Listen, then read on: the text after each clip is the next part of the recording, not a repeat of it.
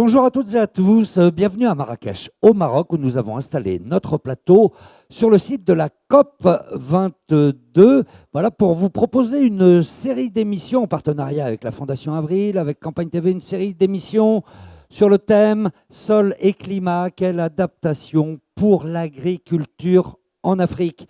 Et le deuxième volet de cette série est consacré à la fertilisation. Nous allons nous poser la question suivante: comment améliorer la fertilité des sols en conciliant à la fois les objectifs de production, mais aussi le respect de l'environnement? Et pour participer à cette émission, j'ai le plaisir d'accueillir sur ce plateau Godfrey Nzamjo. Bonjour, merci d'être avec nous. Je vous présente rapidement, vous nous expliquerez davantage votre plus qu'un projet, votre réalisation absolument passionnante. Vous êtes prêtre dominicain, vous êtes ingénieur en électronique, vous avez créé en 1985 au Bénin le centre Songhai. Alors c'est une grande ferme biologique et d'autre part c'est une sorte de grande institution qui permet aussi à des jeunes Africains notamment de créer leur entreprise agricole en milieu rural. Et votre objectif final, c'est de lutter contre la pauvreté, contre l'exode rural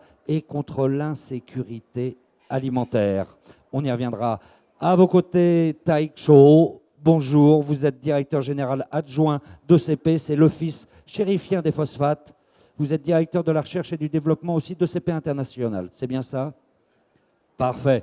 Et à vos côtés, Jean-Luc Schott, vous êtes directeur de la recherche à l'IRD, l'Institut de recherche pour le développement. Vous êtes un spécialiste des flux d'azote et de carbone dans les agrosystèmes tropicaux. Et vous faites aussi partie du réseau CASA. C'est intéressant, je ne connaissais pas le réseau CASA. C'est vraiment une collaboration entre des scientifiques africains et d'autres scientifiques pour justement mieux connaître, on en parlait dans une autre émission, les teneurs en carbone, notamment dans les sols. C'est bien ça? Oui, bonjour. Tout d'abord, je voudrais remercier la Fondation Avril de m'avoir invité à participer à cette table ronde.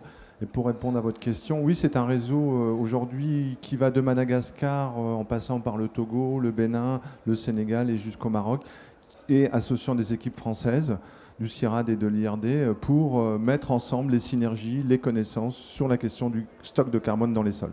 Très bien, merci beaucoup. Et pour ouvrir cette émission, je vous propose d'aller faire un petit tour au Sénégal pour découvrir une ferme école agroécologique qui s'appelle la ferme école de Kaïdara. Elle a à la fois pour rôle d'apprendre à des jeunes agriculteurs africains à restaurer les sols, mais également ensuite à pouvoir y développer une agroécologie. C'est parti pour le Sénégal. Nous partons pour le Sénégal, au sud-est de Dakar, en direction de Sambadia, un village situé à une vingtaine de kilomètres de la côte atlantique. Nous sommes à la mi-octobre, c'est la fin de la saison des pluies. La piste traverse de grandes étendues de terre souvent salées.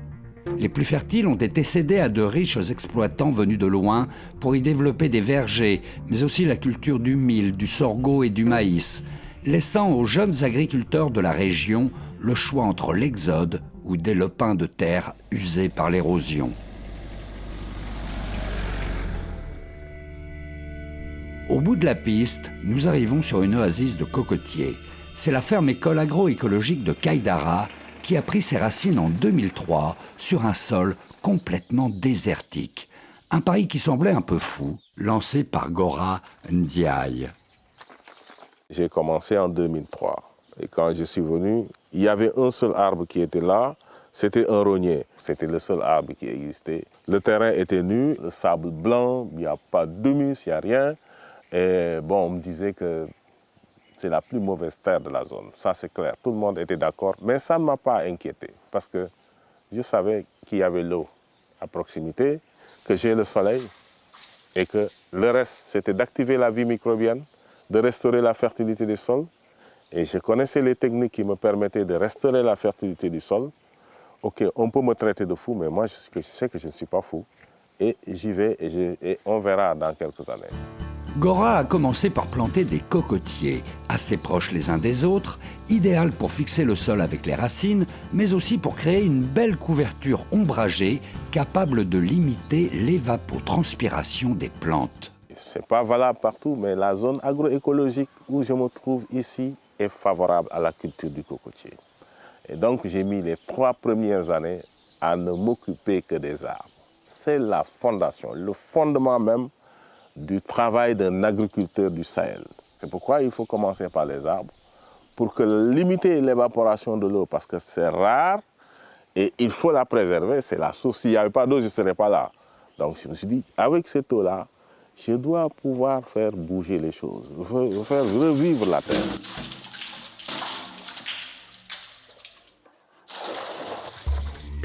Après les cocotiers sont arrivés les vétivers, ces plantes touffues aux racines profondes qui font remonter les sels minéraux à la surface et qui permettent au sol de garder son humidité.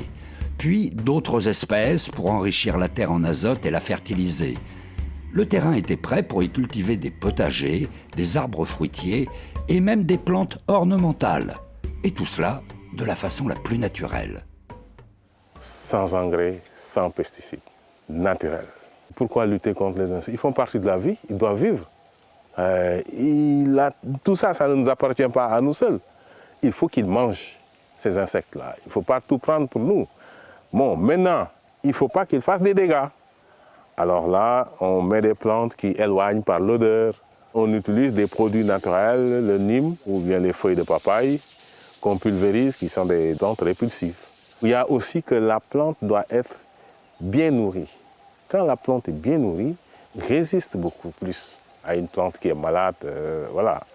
C'est cette agriculture 100% biologique que Gora et son équipe enseignent aujourd'hui à de jeunes agriculteurs de la région. Leur apprendre aussi à restaurer les sols, à les fertiliser et à produire également leurs propres semences pour être indépendants. Bon, économiquement, ce que nous cherchons d'abord, c'est de diversifier. On n'est pas là pour courir vers la productivité, vers l'argent. Pour ça, je dis, il faut créer un système oasien où tu as les arbres, tu as les animaux, tu as les légumes. S'assurer une nourriture pour la famille. Et il y a des possibilités de vente à l'extérieur. Mais c'était ça mon défi. Maintenant, il fallait le faire en grandeur nature, au milieu des villages, pour montrer, parce que les discours, on en a assez. Les paysans, ils ont envie de voir une transformation. Quelle alternative tu proposes par rapport à cette catastrophe écologique, à cette pauvreté au niveau du monde paysan? Le défi, c'était de montrer que c'était possible.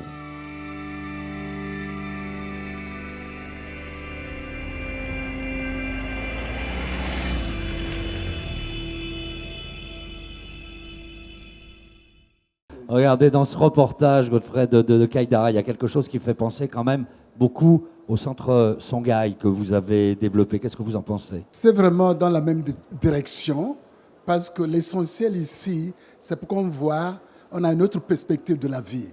L'agriculture n'est pas monolithique, n'est pas quelque chose de découpé. C'est vraiment intégré. Donc, je pense que ça sortit vraiment bien. Penser autrement. Mais avant de faire les commentaires, il y a quelque chose qui est vraiment important ici. L'on regarde sur le sol. Le sol est vivant. Ce n'est pas un objet comme ça. Et le sol est composé des autres vivants. Donc, c'est des connectivités à l'intérieur de ça, composées de milliers de micro-organismes qui se composent et rendent le sol extrêmement vivant aujourd'hui. Mais si on... Extrêmement utile, ces micro-organismes. Écoute, c'est la base de ça, tout ça. C'est eux qui recyclent tout. C'est eux qui font tout. Et vous, c'est absolument sur ces principes-là que vous avez développé une grande ferme biologique, et d'autres d'ailleurs, parce que le centre Songhai est né à Porto Novo, au Bénin, et puis il se développe dans le pays, au Bénin, il se développe aussi en Afrique. Dites-nous un peu plus ce que c'est que votre centre, qu'on comprenne bien. Okay. Le centre Songhai, c'est un centre intégré, composé de 4 éléments. D'abord, la pisciculture, l'élevage et la production végétale. Les déchets d'une section devaient les entrer dans l'autre section. Rien ne se perd, tout se recycle. Et on produit mieux et plus avec moins. Et vous produisez beaucoup? Beaucoup. Donc, on a triplé aujourd'hui la production classique. Au niveau de tomates, par exemple, on a multiplié la production par 3. Et non seulement on produit mieux et plus avec moins.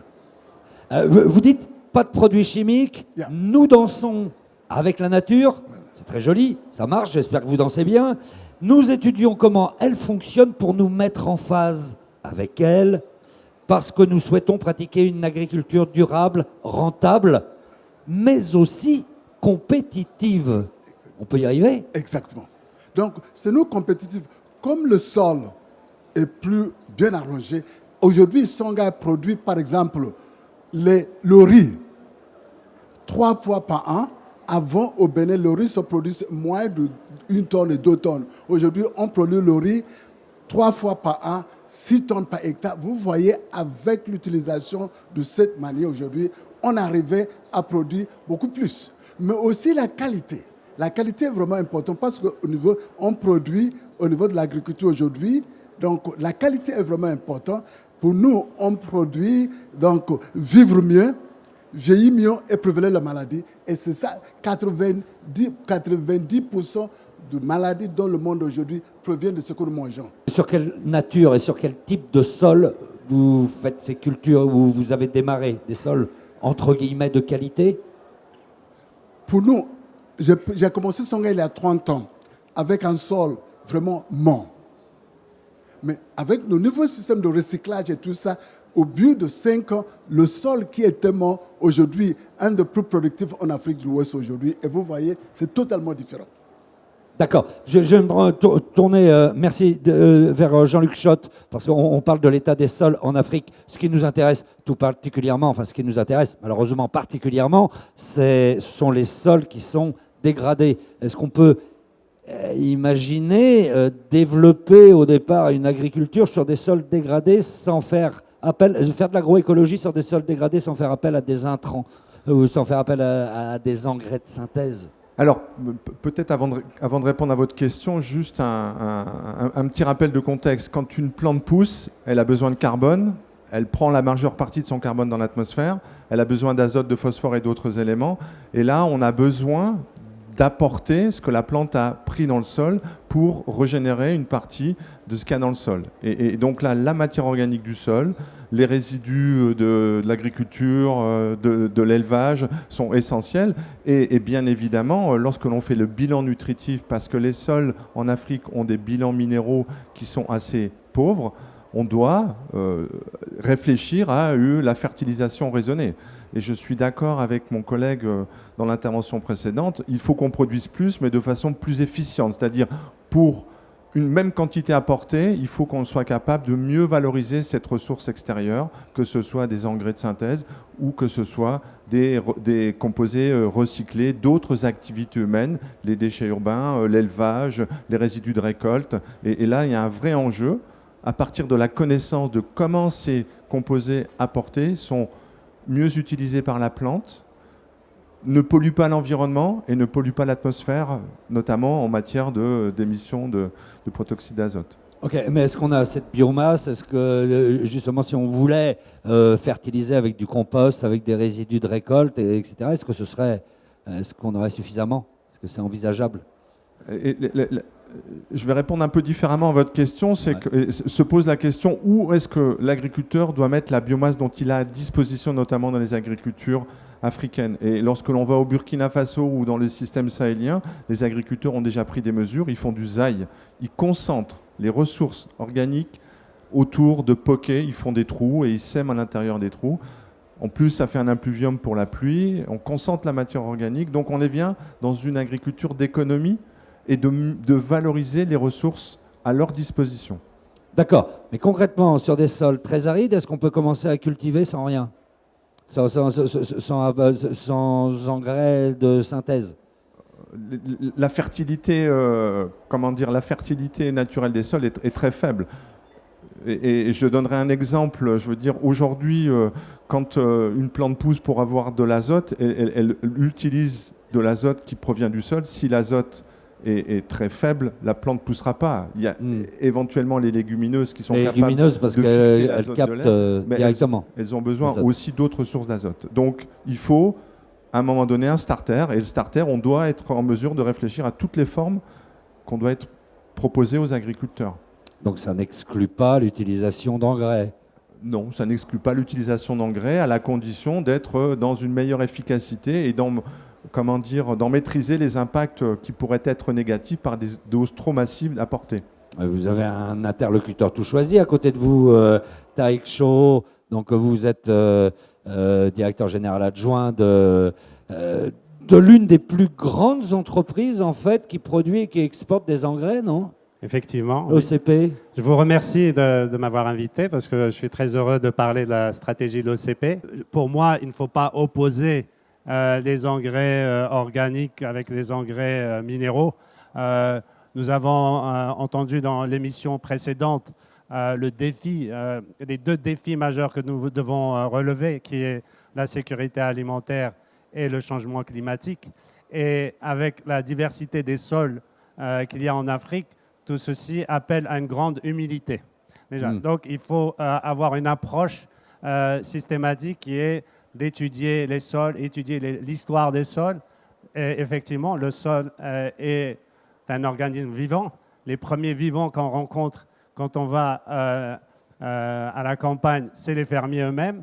Donc, on travaille pour les fermiers, pour le bonheur des fermiers. Et le bonheur des fermiers, c'est une agriculture durable et une agriculture productive qui va permettre aux fermiers de non seulement faire revivre un sol s'il est vraiment dégradé, mais aussi le maintenir. Je comprends bien et votre volonté de le faire, mais il faut bien dire aussi que peut-être, mais les spécialistes le diront mieux que moi, pour utiliser des engrais, il doit déjà falloir savoir comment s'en servir, savoir combien en mettre. Exactement. Il y a le problème du prix aussi, c'est pas accessible, peut-être pour des petits agriculteurs, ça c'est quand même un point qui est important.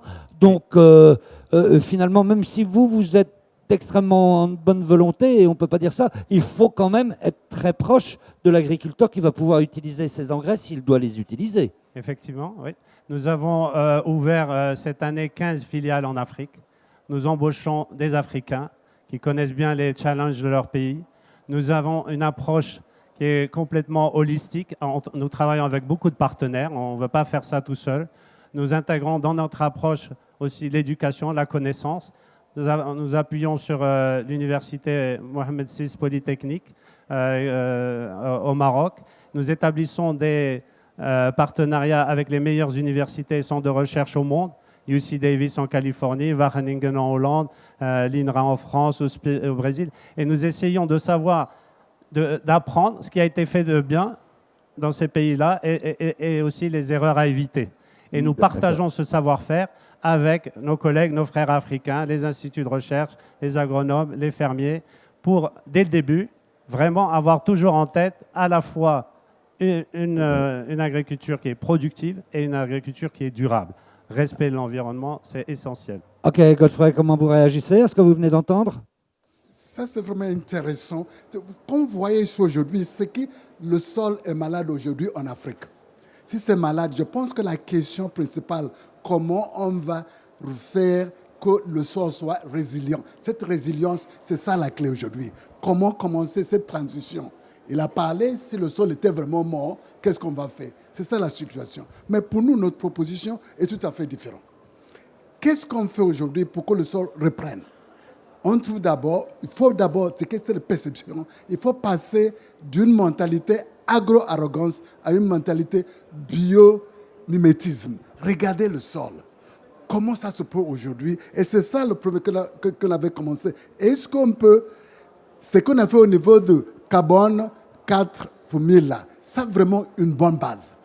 C'est une bonne fondation pour que les micro-organismes, qui sont le principal acteur sur l'organisme, pour commencer à travailler, parce que c'est eux, les micro-organismes et les autres insectes, qui refait le sol. Mais est-ce que cette production, cette transition va vraiment aider le sol à reprendre et devient résilient? Si on ne fait pas attention, on fait ce que j'appelle au niveau de thérapie symptomatique. Le sol a besoin d'azote, on fout l'azote. Les gens ont besoin de phosphore, on fout l'azote. Donc le sol ne peut pas avoir cette capacité de résilience pour commencer. Donc notre position aujourd'hui, c'est pour, on peut amener les choses avec les phosphore et tout ça, ça c'est important. Mais regardez le phosphore, qui est vraiment important là. Dans l'engrais chimique aujourd'hui, c'est moins de 15% de phosphore amené dans le sol qui arrive à la plante. Mais s'il y a des micro-organismes, ils sont capables de transformer cette inefficacité jusqu'à 90% pour rentrer avec ça. Parce qu'il y a ce qu'on appelle des micro-riziers qui sont capables de retravailler les dépôts de phosphore et d'une manière rentrer dans les racines et pour qu'on apporte ça directement et cette efficacité augmentée. Donc pour nous maintenant, c'est cette nouvelle manière de le faire, travailler avec tous les gens pour que le sol et les micro-organismes vivants reprennent et soient au volant. C'est la question aujourd'hui. Ok, Jean-Luc Schott. Merci beaucoup. Je partage tout à fait ce qui vient d'être dit, hein, à savoir il faut tenir compte de la santé des sols. Et qu'une partie de la santé des sols repose sur la diversité des organismes qui vivent dans le sol, mais aussi des propriétés physiques et de la fertilité chimique. Tout à fait d'accord avec vous. Je prendrai un exemple, et l'exemple du phosphore est assez intéressant. Lorsque l'on met une légumineuse et une céréale ensemble, la céréale a un accès à plus de quantité de phosphore que si elle était construite toute seule. Et ça, la recherche apporte des connaissances. Et moi, ce que j'ai aimé, à la fois dans votre intervention et dans l'exposé, dans le court-métrage, c'est qu'il faut qu'on soit en mesure de mettre tous les savoirs ensemble. Je voulais juste rajouter, puisqu'on parle de l'Afrique et des zones arides en Afrique. En Afrique, il y a des zones, il y a des sols qui ont été dégradés, etc. Et on ne peut vraiment pas reprocher aux engrais minéraux l'état des sols africains. L'utilisation d'engrais minéraux en Afrique est en moyenne 10 fois inférieure au reste du monde et des fois 20 fois, 30 fois, 40 fois. Ça, c'est ce que vous dites. Non, Moi, j'ai lu une mais- déclaration. oui, C'est pas une émission Non, polémique. mais Godfrey, vous avez fait une déclaration que j'ai lue un jour où vous avez dit on a tué les sols africains avec les produits chimiques. Vous l'avez dit ou pas? Bon, alors prenez votre micro. Expliquez-nous. Vous voyez, c'est question de... Si au niveau de production, il y a l'essentiel, les vrais acteurs, c'est les micro-organismes. Avec la sous-dose de CCC, ça tue les micro-organismes qui sont les vrais acteurs. Donc il faut vraiment que ça soit raisonnable, d'une telle manière que ça ne détruit pas. Beaucoup de choses, mais c'est comme antibiotiques, ils sont des antibiotiques. Donc il faut des pratiques probiotiques. Donc, et c'est ça qui est vraiment important avec les probiotiques qu'on appelle prébiotiques. Les prébiotiques aujourd'hui, c'est le carbone, prébiotique. Mais il faut amener les éléments probiotiques et les protéger, et donc on redémarre ça. Donc oui, on ne peut pas les accuser, c'est ça, mais ça contribue quand même un peu dans cette chose là-bas. Donc je pense qu'ensemble, qu'on va demander quelle dose. Parce qu'aujourd'hui, on a appliqué ça partout, n'importe comment, ça fait pas mal de choses là. Ok, en tout cas, c'est en bonne voie. Une des raisons pour laquelle l'Afrique n'arrive pas à se nourrir elle-même, alors qu'avec les terres arabes qu'il y a en Afrique, on pourrait nourrir la terre entière, c'est que l'Afrique est passée à côté des révolutions vertes. Et donc, à chaque fois qu'il y a une révolution verte aux États-Unis, en Europe, au Brésil, il y a eu utilisation d'engrais. On ne dit pas que tout ce qui a été fait a toujours été parfait. Et c'est pour ça qu'on propose vraiment d'analyser ce qui a été fait et de vraiment de prendre ce qui a été fait de bien et d'éviter c'est très bien, ça évolue alors. C'est une bonne chose. Éviter les erreurs du passé. Voilà. Exactement. Il y en a eu. Donc après, que localement, on ait détruit les sols en Afrique, etc. Mais en Afrique, il y a eu des sols qui ont été détruits par la nature, par le fait que l'agriculteur n'a pas le choix. Il a une parcelle à produire, il produit un maximum. Il n'a pas d'engrais pour avoir une production efficace. Il passe à côté, il ouvre une autre brèche. Et voilà. Donc, là, on se concentre beaucoup sur les engrais. Mais ce qu'il faut dire aussi, c'est qu'il faut vraiment tout regarder. L'irrigation, l'aménagement des sols pour éviter l'érosion, etc. Et les engrais, c'est un des moyens. Alors, une combinaison d'engrais organiques, engrais minéraux, c'est ce que nous préconisons et il faut le faire intelligemment. Je voudrais juste rappeler que les sols sont vivants et sont diversifiés parce que les communautés qui habitent le sol ont accès à des sources d'énergie. Et la source d'énergie, c'est le carbone, c'est de la matière organique. Et donc là, on reboucle. Plus on veut que le sol soit actif, plus on veut que le sol soit diversifié, plus il faut que les différentes communautés qui sont présentes dans le sol, elles aient accès à des sources d'énergie, le carbone et de l'azote, de la biomasse. Et donc, on reboucle. Il faut être en mesure de produire cette biomasse. Je crois que l'enjeu, pour produire plus, c'est produire plus de biomasse pour à la fois, produire des aliments, à la fois répondre aux besoins des agriculteurs, exporter. Mais la question, c'est comment est-ce que je suis en mesure, moi, agriculteur, de produire plus de biomasse avec un sol, Ouais. avec accès à différentes sources de nutriments, d'azote ou de phosphore. Un mot de conclusion. Oui, en conclusion, moi, ce qui m'a beaucoup intéressé, beaucoup motivé dans cette table ronde, c'est qu'on est tous d'accord de l'enjeu d'une agriculture durable qui doit faire face à des défis d'augmentation de la production. On est aussi d'accord, et on l'a vu dans nos échanges, sur une diversité de visions et d'échanges. Et donc, à partir de ce nouveau paradigme, je pense qu'on va effectivement, en mettant tous les acteurs autour d'une table, dans des situations locales adaptées, en fonction des besoins des agriculteurs, des connaissances de la recherche et de tous les acteurs, on va effectivement développer une agriculture qui va répondre aux enjeux de sécurité alimentaire et aussi de résilience et de stabilité face au changement climatique et contribuer à réduire les effets des changements climatiques, puisque l'agriculture est l'un des principaux secteurs qui souffrent aussi des changements climatiques.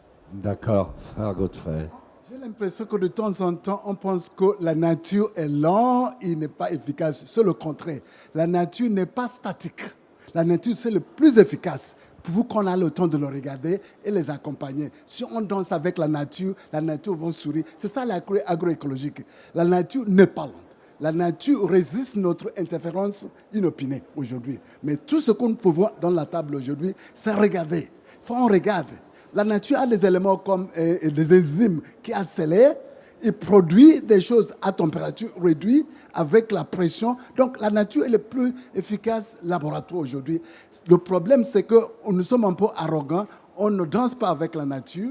On n'ajoute pas, on ne travaille pas avec la nature. Il faut qu'on ait compris ça. Je pense que ça va accélérer. À Songa, aujourd'hui, on a réussi à produire 3 fois la productivité et les meilleures qualités que l'agriculture conventionnelle. Et vous arrivez la population, productif. Ok, en conclusion, vous avez été reconnu comme centre d'excellence par les Nations Unies, c'est ça, et également par la communauté économique africaine. Donc vous êtes internationalement reconnu. Votre centre et votre modèle aujourd'hui se développent en Afrique, dans d'autres pays? Oui. Oui? Dans quel pays? Donc, nous avons commencé au Nigeria, c'est le plus grand. Nous avons une vingtaine de projets.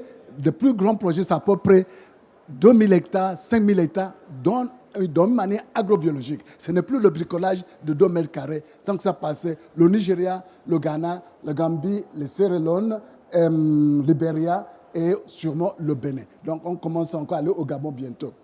D'accord. Merci beaucoup, messieurs, pour cet échange. Merci de nous avoir apporté toutes ces informations. On va se retrouver bientôt pour une prochaine émission. On se posera la question un peu plus générale et qui fera la synthèse sur ces émissions. Quelle agriculture pour l'Afrique demain? On se retrouve très bientôt. Je vous renvoie aussi sur le site de l'Esprit Sorcier pour voir un dossier complet sur les agricultures en Afrique. À très bientôt.